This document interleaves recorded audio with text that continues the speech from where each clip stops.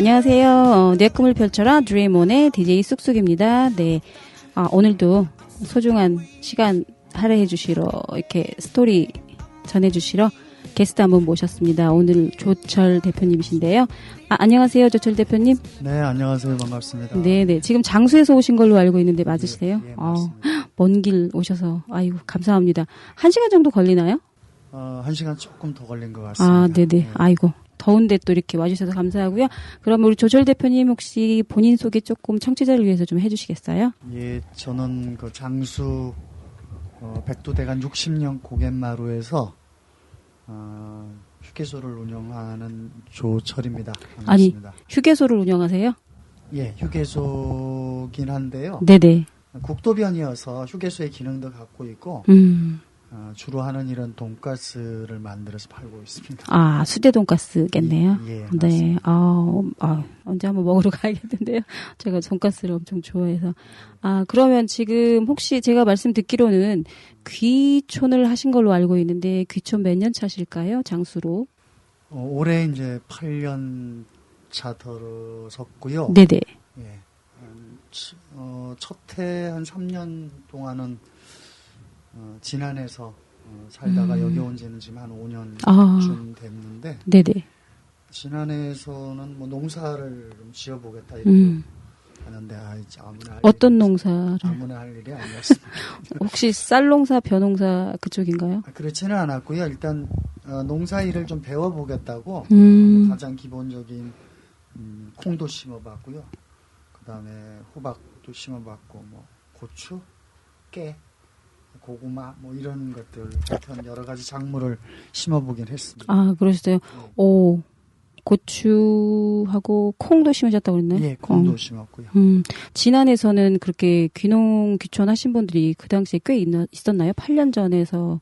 예, 그렇죠. 그때 아마 진안이 뭐 귀농 귀촌 1번지 이렇게 대외적으로 많이 알려져 전라북도 있어요. 내에서는 특히 아마 전국적으로 전국이요? 예, 인지도가 굉장히 높아서 아마 제가 내려올 당시 아마 많은 사람들이 내려왔을 겁니다. 네. 예. 근데 굳이 진안이 귀농귀촌의 가장 1번지라고 얘기하셨는데 무슨 그때 당시에 뭐 크게 군에서 뭐 스폰이나 서포팅하는 프로그램이 있었나요? 이미?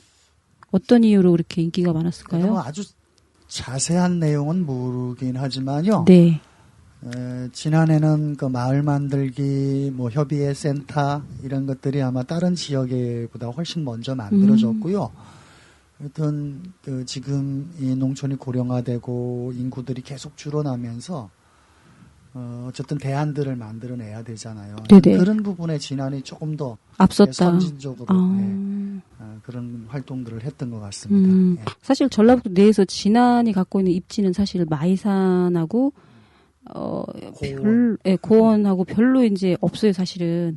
사실 차라리 장수, 무주, 무진장에서 어디죠 또? 무진장의 진안이구나. 그 중에서 가장 사실은 이렇게 떠오르지 않는 군 중에 하나예요, 사실은. 장수, 무주는 장수는 뭐 엄체 또 떨어져 있고 또 겨울에 뭐 유명하잖아요. 또 가지 못하는 공간일 수도 있고 이런 거에 대한 인기가 많고 또 무주 같은 경우는 이제 태권도나 내지는 이제 스포츠적인 걸로 이미 15년 전부터 입지가 있었으니까 진안은 사실은 그렇게 또 일찍 하셨구나. 그러면 서울에서 내려오신 건가요? 진안으로? 네, 서울에서 내려왔습니다. 서울에서는 어떤 일을 하셨는지 혹시 여쭤봐도 될까요? 예. 바로 직전까지는 제가 전 요리를 하는 사람입니다. 요리. 네. 귀농하기 직전까지도 외식 관련한 업체에서 요리하는 일을 계속 했었고요. 네.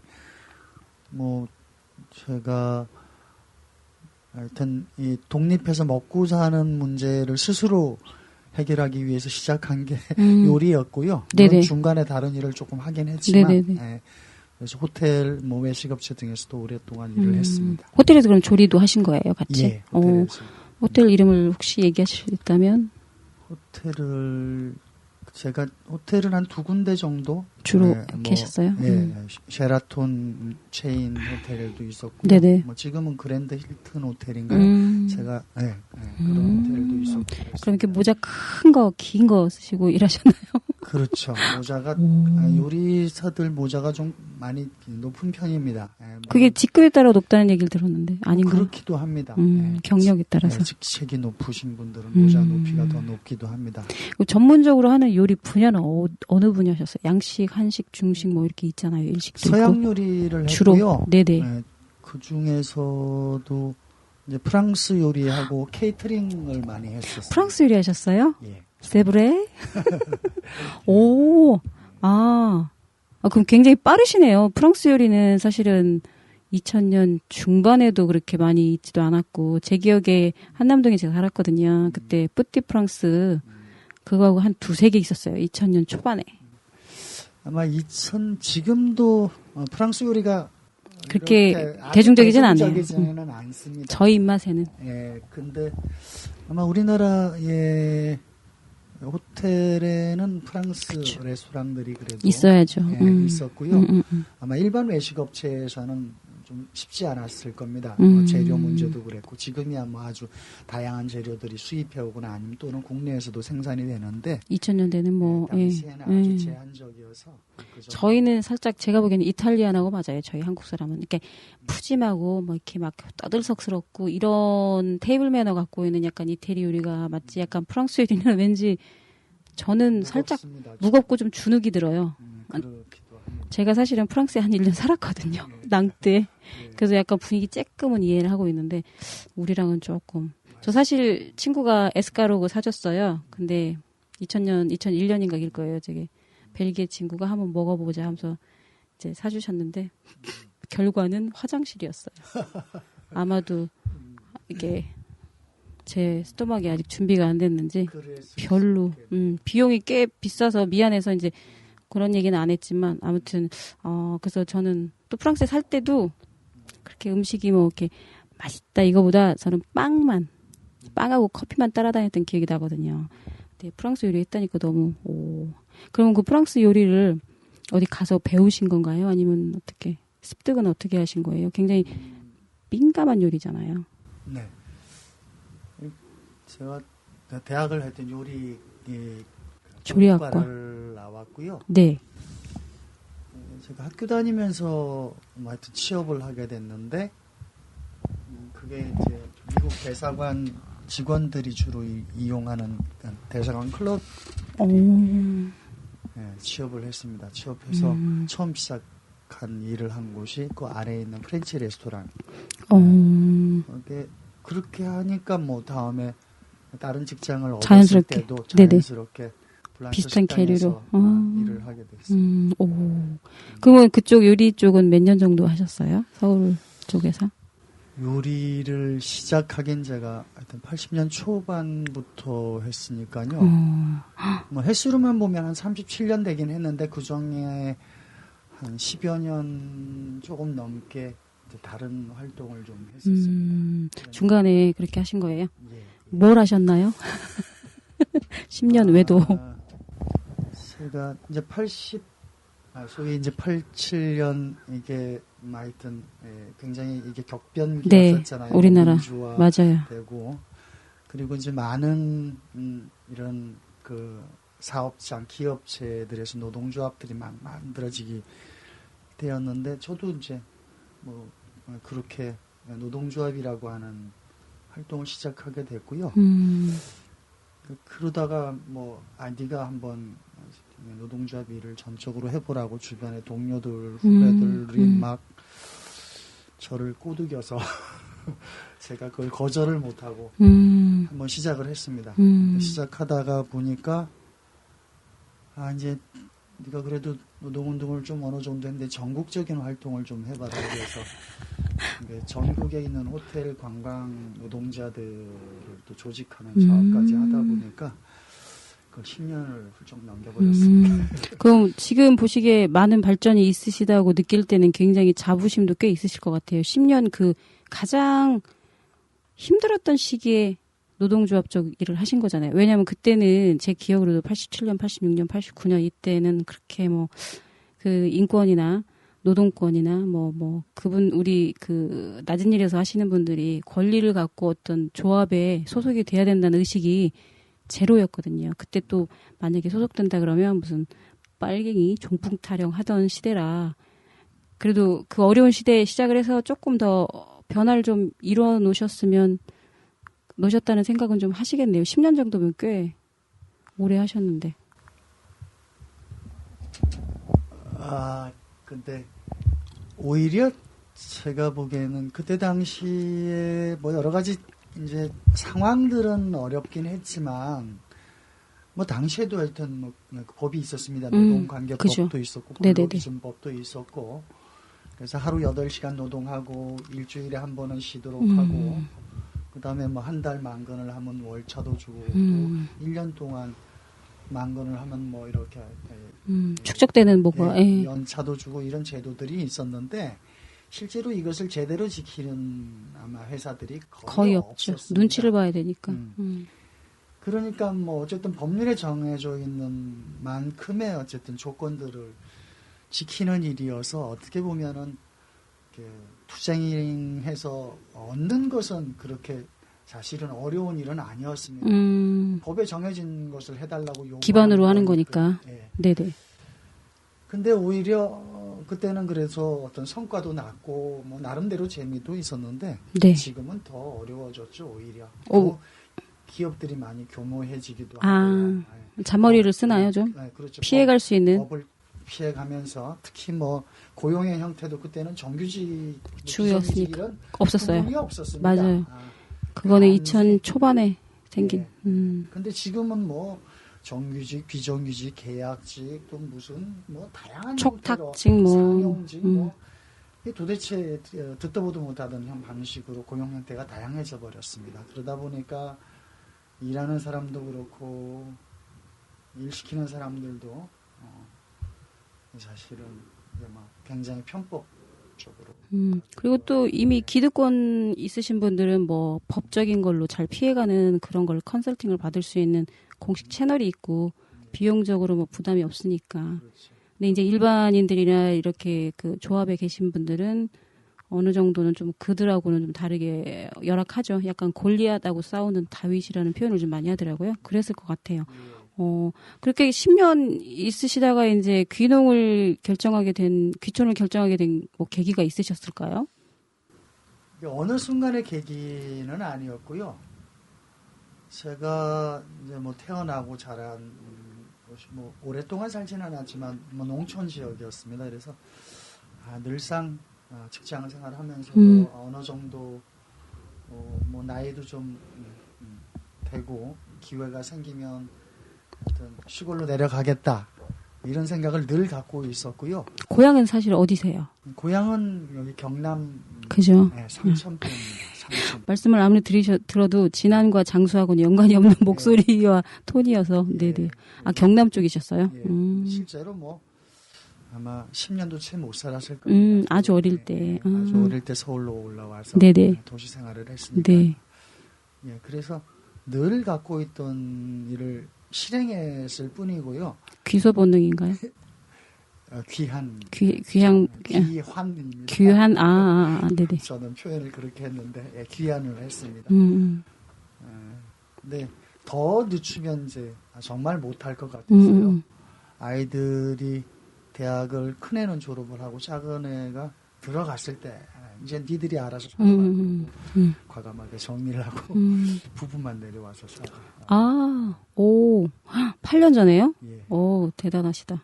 아이들의 반항은 없었나요? 왜 우리를 버리시나이까? 당시에는 뭐 특별하게 얘기를 안 했는데 최근에 이제 아이들하고 얘기하면 우리 아이들이 그래 정말 황당했었다고. 엄마 아빠가 자기들 앞으로 이렇게 엄마 아빠 더 도움이 더 필요한데 이들이 알아서 과감하게 뒤돌아서는 두 분의 모습을 보고 정말 황당했었다고 그 얘기를 들으니까 좀 미안하다.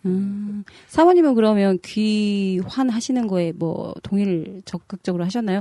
그 준비하는 과정 중에 대화를 좀 꽤 하셨을 것 같은데 아내분하고. 그 아내가 지금까지 살아오면서는 사실 제가 결정하고 하는 데 대해서 특별하게 반대를 하거나 하지는 않았습니다.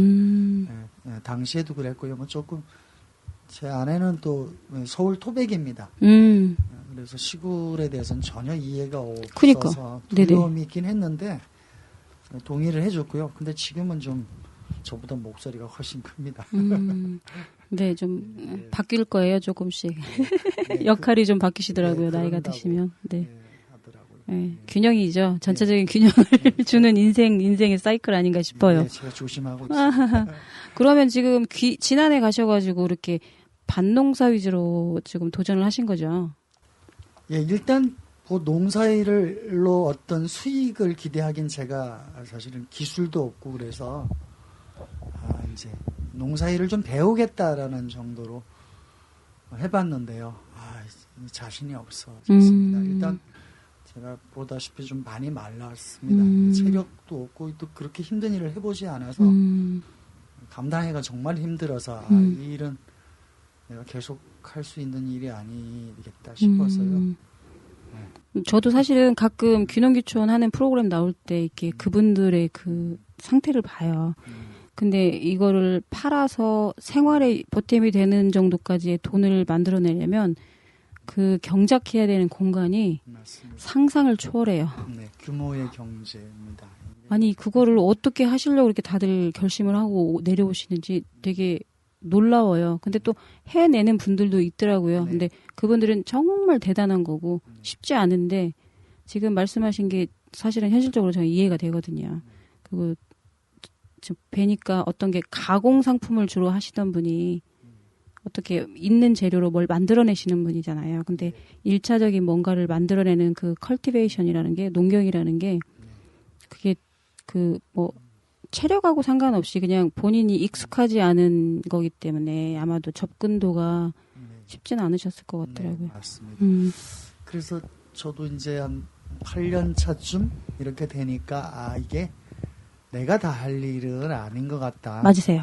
그래서 이게 협업하고 함께 뭔가 일을 좀 지역분들하고 풀어나가는 방식이 훨씬 더 유용하겠다라는 생각이 듭니다. 그래서 저는 요리할 줄 아는 사람이니까 그분들이 생산한 거를 생산한 생산물로 네네네. 요리를 하는 것이 부가가치 저한테도 좋고 또 지역 분들에게도 뭐 아주 크지는 않지만 조금 더 나은 이익을 네네네. 도움을 줄 수 있는 방식이겠다. 그래서 귀농귀촌의 방식도 이제 그렇게 고민들을 좀 해보시면 다양하게 좋을 것 같다. 그죠. 귀농귀촌이라서 꼭 그 땅하고만 연관이 돼야 되는 게 아니라 6차 산업도 있고 또 가공하는 뭔가도 있고 또 기존에 하시던 거를 또 가져와서 그 재료를 현지 것을 활용해서 소개하고 가공하는 거를 보여줘서 판매해서 조금 더 수익을 올리는 것도 괜찮은 방법인 것 같아요.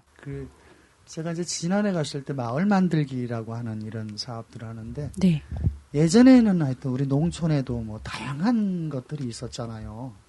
지금은 다 빠져나가고 없지만은 농사 짓는 분도 있고 그것으로 뭔가 가공품을 만드시는 분도 있고 판매하는 분도 있고 식당도 있고 또 거기에 있는 사람들에게 뭐 필요한 이발소, 미장원 그렇죠. 뭐 다양한 이런 기능이. 형태의 것들이 존재했는데 지금은 거의 없어져 버린 것들이 많잖아요. 이제 그것이 다시 재생되고 복원되는 게 마을 만들기다. 그래서 농촌에도 반드시 농사 짓는 사람만 올 것이 아니라 그런 일들을 좀 지역에서 같이 할 수 있다면 마을이 그래도 다시 이제 지속 가능한 방식으로 재기능이 될 수 있는 거 아니냐 이런 얘기를 하셨어요.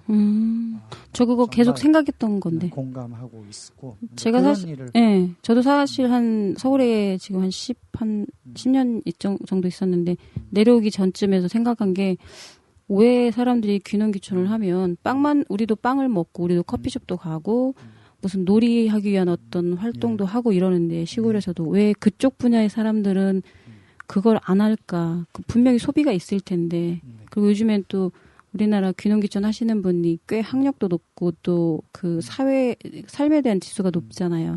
그럼 그런 거 도시에서 하던 거 그대로 하고 싶은 욕구가 있을 건데 그런 거를 마을 여러 개가 뭉쳐서 뭐 중앙에다가 뭐가 되든지 그래서 같이 공유할 수 있게 한 마을이 인구가 적다면 그렇게 하면 좋을 텐데라는 생각을 제가 하던 적이 있거든요. 네, 맞습니다.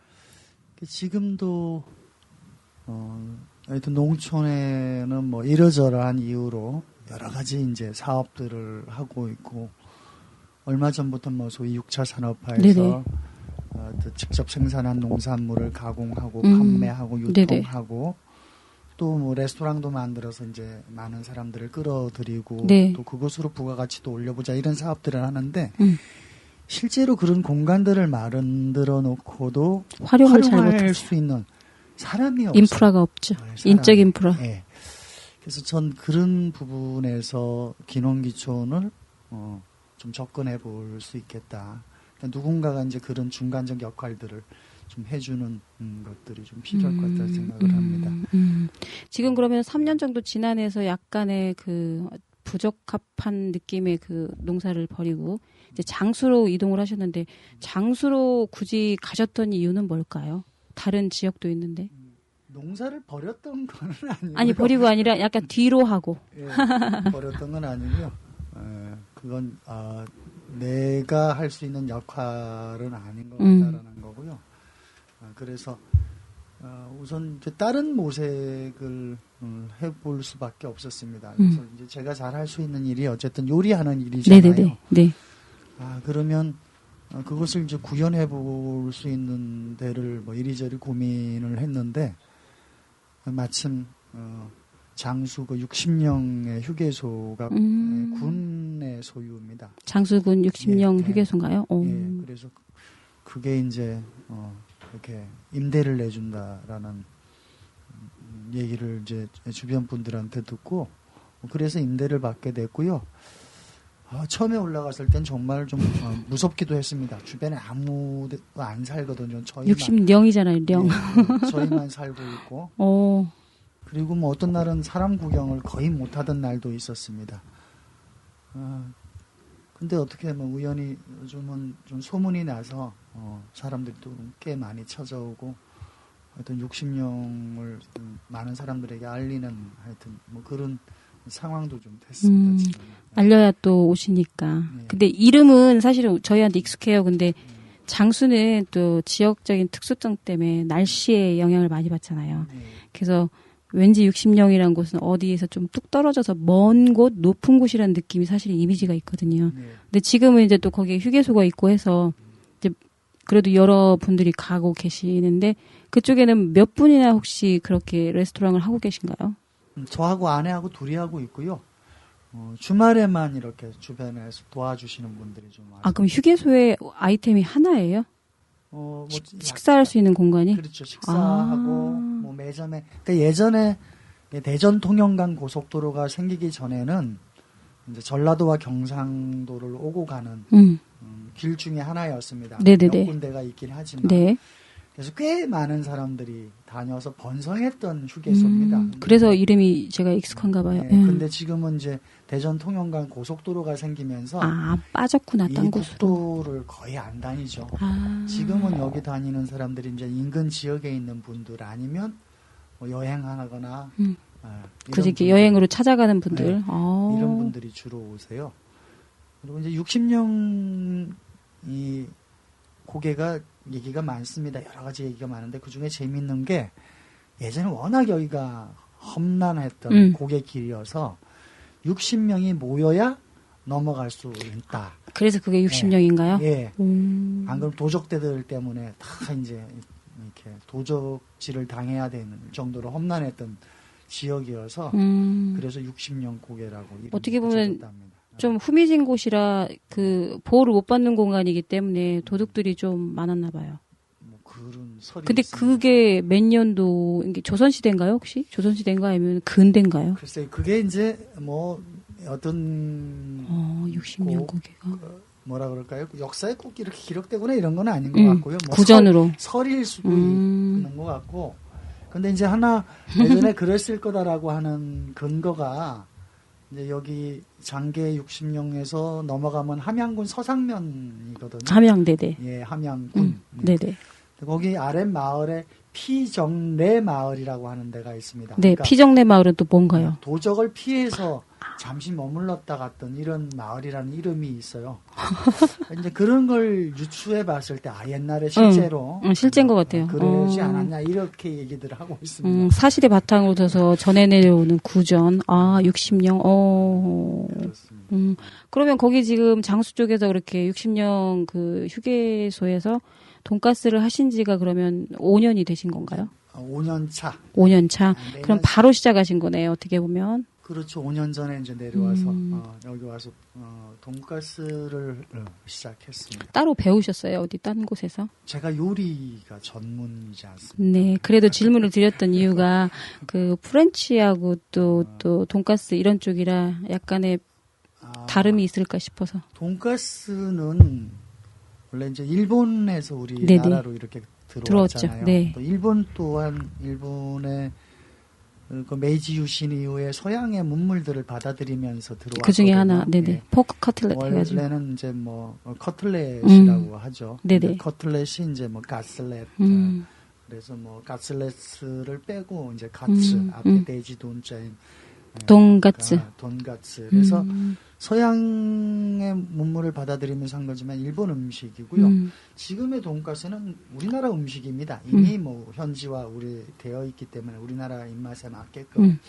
일본하고 우리나라 돈가스는 뭐 이렇게 계란 밀가루 묻히고 계란 묻히고 빵가루를 묻혀서 튀기는 거는 동일하지만 뭐 두께나 소스나 뭐 이런 것들은 좀 달라요. 약간씩. 그래서 뭐 문화도 그렇고 역사도 그렇고 그렇지 않습니까? 변화되니까. 변화되고 네네네. 그렇죠. 현지화되고요. 현지화되고. 그래서 저는 돈가스는 한국 음식이다 우리 생각을 하고요. 뭐 일본의 돈가스는 또 일본 음식이기도 합니다. 다만 이제 뭐 그 뿌리를 굳이 찾자면 이제 서양의 포커틀렛. 그 요리는 요리끼리 통하니까 굳이 배우지 않으셨어도 바로 시작을 하실 수 있었나 봐요. 예. 부러운 스킬이세요. 사담으로 제가 서울에 있을 때 한 1년 정도 수도 요리에서 요리를 배웠거든요. 왜냐면 이렇게 요식업 쪽 창업을 해볼까 하고 그리고 뭐 유명한 또 화덕피자집 이탈리안 레스토랑에서 한 1년 정도 일을 했어요. 이제 뭐 조금 기존에 제 직업은 통역사긴 한데 이제 조금 더 조용한 일을 좀 하고 싶어서 근데 조용한 일이 아니더라고요. 그리고 아까 녹음하기 시작하기 전에 서로 나눈 얘기가 음식이란 게 얼마나 중요한지 얘기하셨잖아요. 그래서 저도 이제 나이가 좀 되니까 음식이란 게 어떤 귀한 분들에게 나의 정성을 드리는 거라는 의식이 생겼어요. 그래서 이런 직업도 괜찮겠다 해서 도전을 해볼까 해서 한 1, 2년 정도 제가 외도를 했는데 어렵더라고요. 굉장히 이게 제가 생각하기에 3년 정도 지나서 새로운 요리를 개발할 수 있는 능력과 그리고 또 자기 자신의 뼈를 갈아서 손님에게 접대하는 느낌의 그런 정도의 정성이 아니면 이렇게 도전하면 안 되는 업종이더라고요. 그래서 그 결론을 제가 내서 지금은 안 하고 있지만 항상 그래도 요리하시는 분들이 되게 힘들게 계시다는 걸 알고 있거든요. 그러면 지금 돈가스는 뭐 잘 되고 있는 건가요? 이제 생활이 이제 안정이 되실 정도로? 이제 기준이라기보다는 이제 관점이 좀 다를 수 있을 것 같습니다. 네, 들어보고 싶어요. 네. 도시에서 아마 내가 돈가스 집을 한다면 지금의 이런 소위 매출이라고 해야 될까요? 이런 규모로는 근근히 아마 먹고 살 수는 있을 것 같습니다. 근데 이게 농촌이니까 그래도 조금 여유가 있고요. 도시에서는 일단 원재료비가 아마 여기보다는 훨씬 더 많이 들 거고요. 또 비싼 임대료를 감당을 해야 될 거고요. 또 이러저러한 부가적인 아마 비용들이 많이 들어서 좀 웬만큼 매출을 올려지 않고는 정말 어려울 겁니다. 그게 아마 우리나라 자영업자들의 현실일 겁니다. 그러니까 10명 중 뭐 겨우 한 2-3명 정도만 수익을 낸다고 하잖아요. 외식업체들이. 그 정도로 굉장히 어려운 게 현실이고요. 그러다 보니까 사실은 좋은 재료나 뭐 이런 것들을 쓰기가 어렵겠죠. 특히 외식 체인 업체들이 보면 경쟁력으로 내세우는 것 중에 하나가 인건비 지출이 적습니다 이거잖아요. 그 사람들이 광고하는 것 중에 뭐 모든 재료를 체인 업체에서 공급하니까 가맹점주는 간단하게 조리만 해서 그냥 판매하시면 됩니다. 그렇죠. 이렇게 선전하고 있거든요. 네네네. 음식이라는 게 대량 생산, 대량 공급 방식이라면 반드시 하신 문제가 있지 않겠습니까? 그렇죠? 그렇죠. 아무래도 퀄리티 면에서. 퀄리티도 그렇고 또 이것을 유통하고 뭔가 이동하기 위해서는 인위적으로 뭔가 뭐 방부제를 좀 쓴다든가 뭐 이렇게 해야 될 거란 말입니다. 틀림없이. 그러니까 아무래도 좀 음식이 좀 여러 가지 한계가 있을 수밖에 없는데 이제 지역에서 하다 보니까 좀 덜 팔아도 됩니다. 일단 그렇죠. 뭐 임대료가 그렇게 많지 않고. 않으니까. 네네네. 그 다음에 주변에 이제 농사 짓는 분들에게 뭐 100% 다는 아니지만 그래도 이런 물류 비용이나 이런 걸 뺀 아주 싼 가격의 재료를 좀 공급을 지역에서. 받을 수 있으니까. 네네네. 그리고 신선한 네네. 재료고요. 이렇게 되니까 아무래도 좀 전체적으로 비용이 덜 들어가니까 조금 덜 팔아도 먹고 살만 합니다. 그리고 와서 이제 한 5년 가까이 이렇게 하다 보니까 많이 소문이 나서 꽤 멀리서까지 손님들이 많이 찾아주시고요. 맛집이세요? 예, 맛집입니다. 검색해 보시면 꽤. 예. 브랜드 얘기해 주세요, 이름. 60년 휴게소 이렇게 돈가스 하시면 아마 쭉 올라올 텐데. 예, 그래서 저희 집에 오시는 손님들이 한 60-70%는 전부 원거리에서 꽤 먼 데서 다 오시는 분들이. 맛보러 오시는구나. 일부러 오시는 분도 계시고요. 또 이렇게 지나가면 길에 좀 접근성이 이렇게 나쁜 편은 아니어서요. 네, 오시기도 하십니다. 그러면 지금 메뉴는 몇 가지를 지금 주로 하세요? 돈가스를 2종류 하고요. 하나는 장수 돈가스라는 이름을 붙여서 장수에는 이제 사과가 유명하잖아요. 네네네. 그래서 소스를 그러면 소스를 이제 사과나 또 요즘엔 사과가 좀 거의 장수 지역에는 없습니다. 저장된 사과도. 그래서 사과가 많이 나거나 저장된 사과 있을 때는 숲도 저희가 사과로 끓이고요. 그래서 이제 장수 지역에 나는 농산물을 이용해서 만든 돈가스라고 해서 장수 돈가스라고 이름을 붙인 게 하나 있고요. 그 다음에 그냥 일반적인 돈가스. 그다음에 스파게티 2가지를 하고 있습니다. 스파게티도 뭐뭐 하시나요? 혹시 토마토도 장수에 나나요? 예, 장수에 이제 레드푸드라 그래서 네네. 사과, 토마토, 그다음에 오미자, 그다음에 저기 뭐 소고기, 뭐 이런 것들이 다 붉은색이잖아요. 그렇죠, 그렇죠. 레드푸드라고 심장에 좋은 장수 고기 레드, 빼고, 예. 네네네. 그래서 뭐 토마토 소스를 베이스로 하는 스파게티도 있고요. 또 크림을 베이스로 하는 까르보나라도 있습니다. 참. 제게 또 의욕을 주시는군요. 네. 배워보고 싶습니다. 제가 좋아하는. 네. 그럼 한 5가지 정도 하시는데. 4가지면. 4가지요. 근데 그 사과로 소스를 하시면 아이들이 돈가스 얼마나 되게 좋아할 것 같아요. 왜냐면 소스가 자연 달달함이 사과에서 배어나서 되게 맛있을 것 같아요. 인기가 많을 것 같은데요. 맞나요? 네. 인기가 좀 많은 편입니다. 흔하지 않은 거니까 소스가 또 소스 이렇게 달큰한데 예. 천연적인 느낌의 그 맛은 예. 흔치 않거든요. 예, 또 그런 정성까지 하시는 분들도 별로 없고. 예. 언제 한번 장수야 60년 그쪽 가서 휴게소에도 꼭 한번 먹어봐야 되겠는데요. 사진도 한번 검색해 보겠습니다. 한번 오세요. 네네. 그러면 지금 전체적으로 장수에 이제 귀환하셨는데 만족을 굉장히 하시는 것 같으세요. 이제 표정으로 뵈나 또 말씀으로 들어보나 예. 나름. 예, 좋습니다. 중간에 조금 그래도 지난해서의 그 어려움이 있으셔서 다시 가야 되나 대도시로 이런 느낌이 있으셨을 것 같은데. 아니요, 지난해에서도 어려움이 있지는 않았습니다. 뭐 내려와서 다행히 이제 제가 요리하는 일을 한다고 하니까 네.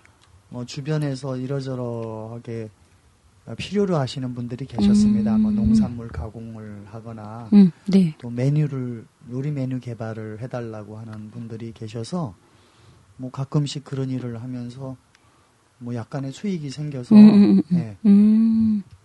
그리고 아내한테 좀 미안한 얘기지만 아내가 돈벌이를 했습니다. 와서 뭐 일단 둘이서 가만 손 놓고 있을 뭐 하셨어요, 사모님이? 그냥 그 지역에서 이래저래한 일들을. 부지런하신가 보다. 아마 귀농하신 분들이 대부분이 그럴 겁니다. 농사일로 제가 아는 이제 주변에 지인들도 있는데요. 정말 열심히 농사일을 하는데 연간 소득이 한 1,500만 원 정도 남짓 될까 말까 합니다. 연간에요? 네, 소득이. 그러니까 뭐 어쨌든 아이들하고 이렇게 생활하기에는 쉽지 너무 않아요. 빠듯하죠. 네네. 그러니까 이제 두 사람 중에 한 사람은 그래도 고정적인 수익을 찾아서 일들을 하시더라고요. 대부분들이. 네네.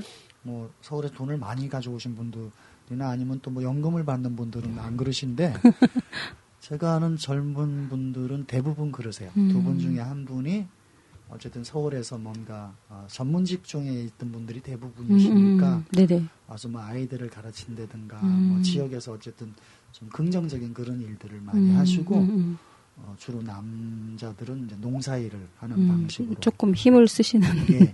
그러니까 농사일이 이제 그분들은 대체로 보면 그러세요. 그것이 농사가 꼭 돈벌이 하는 것이 아니라 농업은 주권의 문제이기도 하잖아요. 이게 지금이야 뭐 사실 아직도 수입 문제에서 뭐 크게 문제가 없긴 해진데 가령 뭐 기후의 문제가 생긴다든가 여러 가지 어쨌든 천재지변의 문제가 생겨서 전 지구적으로 이게 농산물 생산이 어려워진다면 당연히 뭐 곡물가나 이런 게 뛰지 않겠습니까? 네네, 그렇죠. 그러면 이게 국가가 수입을 해서 아니면 수입업자들이 해서 국민들이 그것을 일정에 나누는 굉장히 문제가 생길 수 있잖아요. 그래서 일정 비율만큼의 농업은 이것이 돈벌이가 아니라 유지를 하게 해줘야 되는 거잖아요. 그 국가가. 지금 그렇게 안 되고 있다는 얘기죠. 사실 그렇지 않죠. 그래서 지금 하시는 분들은 어쨌든 농업 농촌을 지키겠다라는 이런 것들이 기본에 깔려 있다고 저는 봅니다. 그래서 힘들고 어렵고 수입이 안 되지만 그래도 여전히 지키고 계시는 거니까. 그래서 농업 농촌에 대한 이런 시각도 바뀌어야 될 것 같고 정책도 좀 달라져야 될 것 같고 이렇습니다. 제가 보기에는. 그래서 하여튼 뭐 이번 정부가 좀 그런 일을 해주면 좋겠다는 기대를 하고 있습니다. 아직 농업까지는 안 나려온 것 같아요. 돈 버는 농촌이 아니라 네네. 전 지속 가능한 농업 농촌이었으면 좋겠습니다. 돈도 벌지만 지속 가능도 같이 가야 되는 사실. 지금 조철 대표님 지금 뭐 돈가스 가게를 지금 하고 계시긴 하지만 또 안전한 먹거리에 대한 또 의식도 꽤 있으신 걸로 제가 알고 있거든요. 근데 어떤 활동 같은 거 하고 계신 거 있으세요? 뭐 특별히 전 활동이라기보다 네. 일상적인 좀 일로 좀 풀어보면 좋겠다. 특히 이제 제가 이제 요리사인데 요리사라고 하는 직업이 전 굉장히 중요한 의미를 갖고 있다고 보거든요. 그러니까 농사를 짓는 분의 입장에서 보면 제가 농산물을 이렇게 구매를 해서 요리를 해야 되니까 소비자잖아요. 근데 또 음식을 사 먹는 사람한테는 전 생산자거든요. 음식을 만들어서 공간하는. 소비자이자 또 생산자네요. 중간에 매개 역할을 하는 그렇죠. 사람입니다. 내가 어떤 행위를 하느냐에 따라서 생산자나 소비자가 달라질 수 있는 거잖아요. 제가 가령 뭐 냉동식품이나 가공된 식품을 사면 농민 생산자들한테는 아무런 도움이 안 되는 사람이잖아요. 그렇죠. 그 공장에서 만든 제품을 생산하는 사람들에게만 이득이 될 거고. 근데 내가 농촌에 사는 사람인데 최소한 그렇죠. 지역의 농민들과 뭔가 함께하고 나눌 수 있다면 훨씬 더 좋을 거잖아요. 그래서 이제 지역에 좋은 농산물을 쓰면 좋은 거고. 이게 또 좋은 농산물이 좋은 음식을 만드는 겁니다. 저는 요리는 농산물의 최종 완성품이라고 보는 거거든요. 가공품으로 만드는 것이 아니라 농산물로 만들어지는 것이어서 가까운 거리에 있는 신선한 농산물로 만들었을 때 최고의 음식이 되는 거거든요. 저는 그냥 최고의 음식을 소비자들한테 제공하고 있는 겁니다. 의식하지 않아도. 결국은 이제 이분들도 또 좋은 음식을 먹기도 하지만 또 저를 통해서 지역에 좋은 농산물을 소비시켜주는 지역 경제에도 이바지하는 공동 소비자이고 공동 생산자이기도 합니다. 농민과 함께하는 저는 이제 그런 생각을 가진 사람들이 뭐 식당을 하거나 뭐 자영업을 하거나 또는 요리를 한다면 많은 그렇죠 선순환이 되는 거죠. 농촌도 살고 소비자도 살고 그렇죠. 그래서 농민 소비자들은 이 공장에서 대규모로 생산되고 가공되어진 게 아니라 신선한 농산물로 만든 좋은 음식을 먹어서 좋고요. 몸에도 좋고 자신을 위해서 좋고요. 이런 역할들이 저런 요리사가 할 수 있을 거라고 보고요. 이제 그런 역할들을 저희들뿐만 아니라 많은 사람들이 함께 할 수 있을 거라고 생각이 들어서 이제 슬로우푸드 회원이기도 하고 그래서 제가 뭐 특별히 무슨 나서서 어떤 활동을 하지만 일상에서 일상에서 슬로우푸드가 갖고 있는 철학들을 바로 실천하시는 거네요. 하고 있습니다. 네. 주변에 그러면 그런 뜻을 갖고 계신 분들이 마을에 꽤 계신가요? 지금 현재 어디 거주하고 계시죠? 마을 장수군. 장수군 제가 이제 마을은 명덕리라고 하는데 그 60년에 제가 살고 있고요. 네네. 장수 지역에도 이제 슬로우푸드 활동을 하시는 활동가들이 좀 있고요. 회원들도 있고요. 예, 그렇습니다. 그리고 뭐 전라북도 지역 같은 경우에는 도 차원에서도 3년 전부터 슬로우푸드 마을 조성 사업이라는 사업들을 통해서 이제 그런 철학들을 농민들도 함께 가지고 또 이제 그런 마음으로 정말 좋은 농산물을 생산하고 그것들을 유통하게 하는 이런 일들을 도 차원에서 진행하고 있고요. 또 특히 우리 뭐 전주 같은 경우는 슬로우시티, 뭐 슬로우푸드와 관련한 그런 여러 가지 다양한 활동들을 하고 있지 않습니까? 네네네. 그동안에 조금 왜곡되기도 했지만 이제부터 조금씩 제자리를 찾아가니까 제자리를 찾아가고 있는 과정이어서 슬로우푸드가 단지 시간적 개념이 아니라 느리다라는 그런 시간적 개념뿐만이 아니라 몇 가지 개념들을 담고 있거든요. 그러니까 이제 소멸되어 가거나 사라져가는 우리의 전통적인 음식 문화 또 그와 관련되는 것들을 발굴해내고 복원해내는 일도 하고 이게 대규모 생산자나 이런 기업들이 아니라 정말 소규모 농업 생산자나 또는 농산물 이용해서 가공하는 가공업자들을 물건을 이렇게 팔아줌으로써 그 사람들을 지원하고 간접적으로 지지하는 그런 활동들을 하고요. 그 다음에 이제 뭐 소비자들에게는 좀 더 좋은 그런 음식들을 알려내기도 하고 하는 이런 활동들을 하고 있습니다. 지금 이제 많은 분들이 음식에 대한 것을 진짜의 맛, 참들을 많이 잊어버렸어요. 가공되어지는 음식물들을 사 먹게 되고 또 뭐 너무 많이 일상화되어 있어요. 우리 주변에. 예를 들어 백 선생하고 예를 들어 그 뭐죠? 편의점을 털어라라는 이런 프로그램. 그렇죠. 저는 그 프로그램 보면서 경악했거든요. 더군다나 공익성을 가져야 될 매체들이 그런 역과 과정 없이 정말 무작위로 그런 요즘 소위 먹방이 네네네. 대세라고 해서 그런 식으로 하는 것을 보면 정말 안타깝죠. 네, 뒤에 대기업이 있는 거죠. 뭐 자기들 그 가공식품을 판매하기 위해서 약간의 일종의 홍보를 하고 있는 건데 그 도의적으로 좀 사실은 사회에다가 선순환적으로 그 본인들이 가져가는 그 이익을 재분배해야 되는 의무를 갖고 있는데 재분배가 아니라 다시 재창출하려고 하는 그런 아주 꼼수가 보이거든요. 네, 맞습니다. 그리고 청년들 요즘에 굉장히 고생 많이 하는데 그 청년들로 하여금 입맛이 편의점에 있는 것들을 먹게 하는 약간 달고 짜고 이런 쪽으로 너무 음식의 그 맛을 잃어가는 거를 아주 주도적으로 하고 있어요. 맞습니다. 그래서 저는 그런 것들에게 소비자들에게 일깨워주는 그런 활동들도 하거든요. 그래서 미각 교육도 한다든가 이게 사실은 진짜 맛인지 참 맛인지 거짓 맛인지를 잘 모르잖아요. 요즘 분들이. 네네. 왜냐하면 이 가공된 상품들은 저기 뭐 하여튼 뭐 비행기나 배로 저 멀리서부터 원재료를 갖고 들어올 겁니다. 그러니 뭐 당연히 그 과정에서 뭔 이상한 짓을 할 수도 있잖아요. 원거리에서 우송하려면 물론 거기 그 속에서는 뭐 화석연료를 많이 소비해서 환경 문제를 유발하는 문제도 있지만 재료 자체에도 인위적으로 뭔가 방부 처리하는 살균 방부 처리를 하지 않으면 안 되거든요. 그리고 대량 생산으로 그쪽에서 저희가 가져가니까 그 현지에서는 또 이거를 빨리 많이 공급하기 위해서 또 꼼수를 할 수도 있고요. 그렇죠. 그러니까 이제 그걸 감춰야 되니까 자꾸 자극적인 맛을 넣거든요. 맵게 한다든가 아주 달게 한다든가.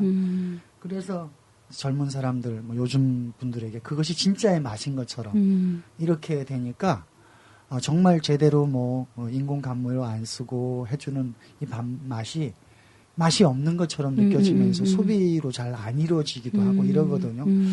그래서 그런 것들을 제대로 좀 이렇게 자리매김할 수 있도록 하는 역할들도 이제 슬로우푸드 운동들이 그렇게 해야 될 것 같고요.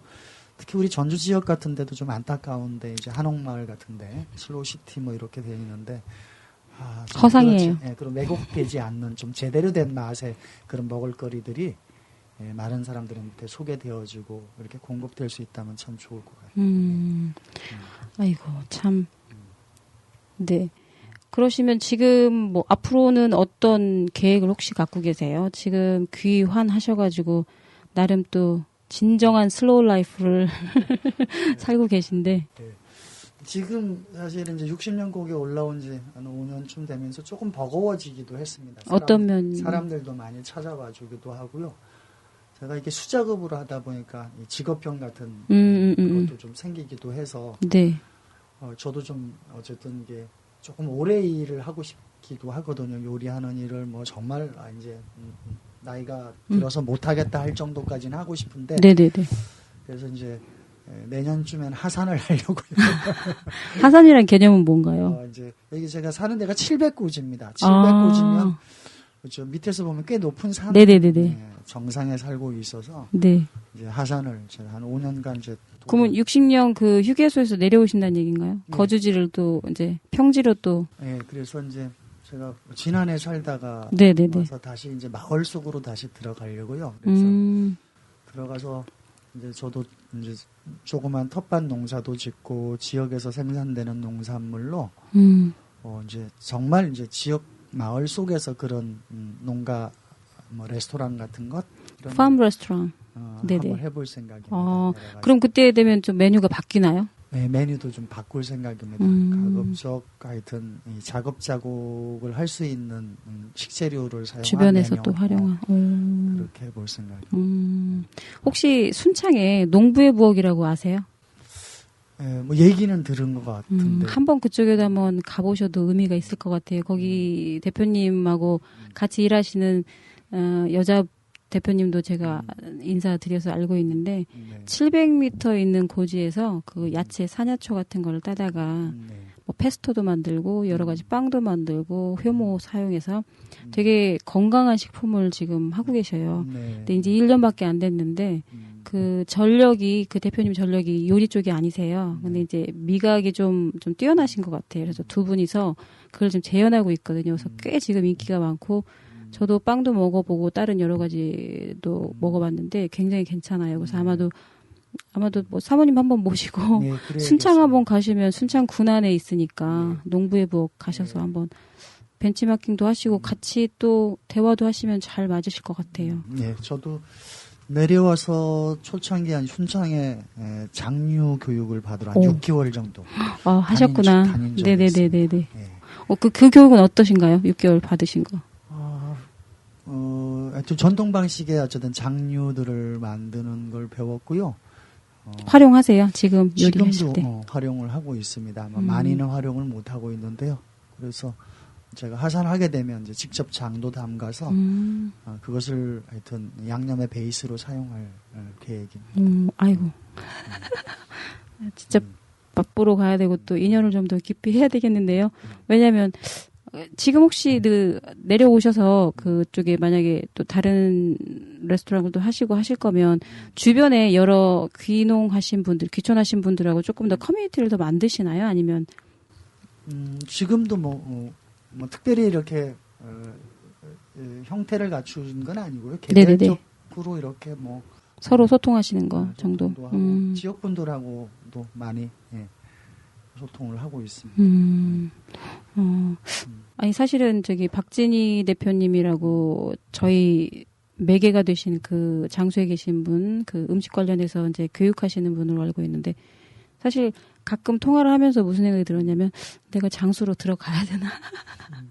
저는 이제 문화관광 쪽 일을 하니까 이제 이런 슬로우 푸드나 내지는 그 로컬 그 재료 가지고 요리를 해서 건강한 음식 같은 경우는 사실은 국내에 와 계시는 그 뭐 주재원들이나 이런 분들이 맛보고 싶어 하시는 재료이고 또 가져다가 일상에서 생활로 활용하고 싶은 재료거든요. 왜냐면 대한민국 재료가 조금 왜곡된 게 많은 걸 이분들도 알아요. 이제 본인들도 미각에 대한 그 감각이 있기 때문에 그 어느 순간에는 그런 쪽의 투어리즘을 장수에서 실현을 한다면 어느 정도 꽤 가능성이 있어 보이거든요. 왜냐하면 장수라는 자체가 청정 지역으로 이미 이름이 날려 있기 때문에 그래서 장수로 저도 귀환을 해야 되나 하는 생각을 가끔 한 적이 있거든요.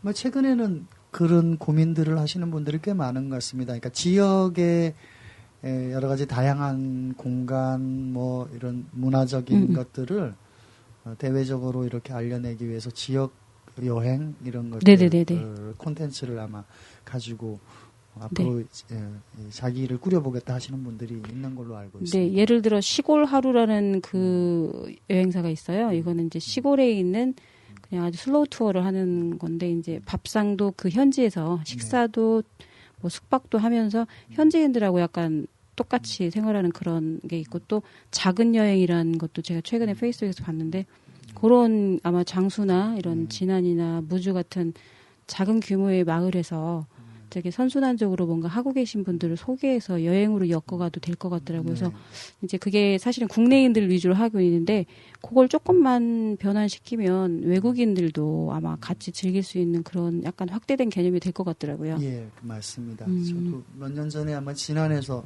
저희도 일본 손님들 한번 그렇게 프로그램을 같이 진행해 본 적이 있었습니다. 굉장히 좋아하셨어요. 한국에 여러 차례 오셨던 분들인데 농촌에 와서 그런 경험은 처음이었는데 굉장히 좋았다고들. 어떤 식으로 혹시 그분들이 경험하고 가셨나요? 오셔서 음식을 만들어서 이제 지역 로컬 푸드를 사용한 뭐 아주 전통 음식도 있었고 않는 음식들을 만들어서 이제 먹어보는 체험 활동도 했었고요. 당시가 이제 김장철 인접한 시점이어서 같이 이제 김장 담그는 체험도 배추 뽑아다가 그래서 만들어서 직접 가지고 일본까지 갈 수 있도록 이렇게 포장도 해서 드리기도 했었고요.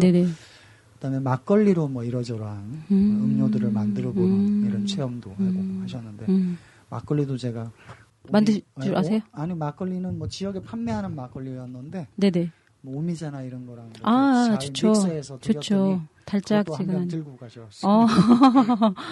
자연에서 나온 거니까.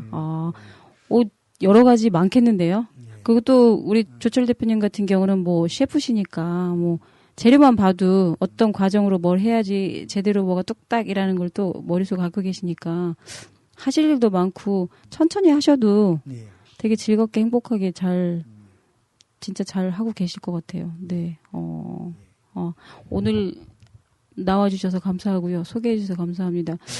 어떻게 만족이 되시는지?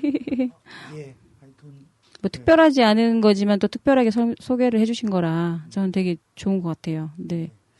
제가 뭐 잘 소개를 했는지 모르겠어요. 잘 하셨어요. 그리고 사실은 귀농귀촌이 지금 여러 가지 뭐 센터도 갖고 있고 뭐 교육하는 분들도 이제 시나 도, 군 이런 쪽에서 많이 협조를 하시는데 너무 약간 이벤트성으로 이걸 하면 잘 된다 이런 식으로 하는 교육이 좀 많은 것 같아요. 근데 방금 또 조철 대표님 뭐 8년 동안의 얘기를 잠깐 짧은 시간이지만 들었지만 이렇게 본인한테 맞는 것도 찾아가는 과정도 필요한 것 같아요. 막 네, 맞습니다. 패키지처럼 다 와서 이렇게 하는 게 아니라. 제가 얼마 전에도 그 진안 지역에 이제 귀촌하신 이 문화예술인들하고 뭐 저녁 자리를 같이 했습니다.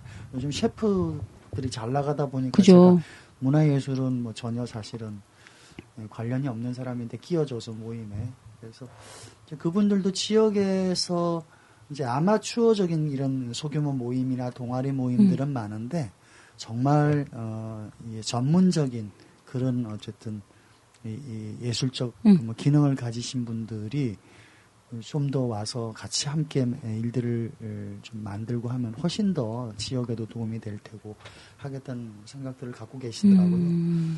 그래서 어떤 두 분은 제가 보니까 무용가신데 현대무용을 하신 부부세요. 그러니까 지역에 있는 여러 공간들을 찾아서 그것이 이게 만들어진 건축물이 아니라 자연스러운 공간에서 공연들을 하세요. 좋죠. 그래서 지역의 이 아름다움이나 이런 지역의 명소들도 알려주고 하는 방식으로 지역에서 자기 존재감을 또 하시더라고요. 그래서 참 저런 것도 좋은 방식이었다. 어디 뭐 특정된 공간이 아니라 그렇죠. 그러니까 주변의 환경들을 적절하게 활용해서 공연도 하고 또 그런 공간들을 대내외적으로 알려서 지역을 많이 알려내는데 기여하시더라고요. 그래서 하여튼 할 수 있는 일들이 많은 것 같습니다. 지역에서. 지금 또 전라북도 내에는 14개 시군이 있기 때문에 그 예를 들어 그분들이 14개 시군을 돌면서 각 시나 군에 괜찮은 공간에서 또 다른 방식의 또 뭐 무용을 또 같이 문화적인 그런 활동을 하신다면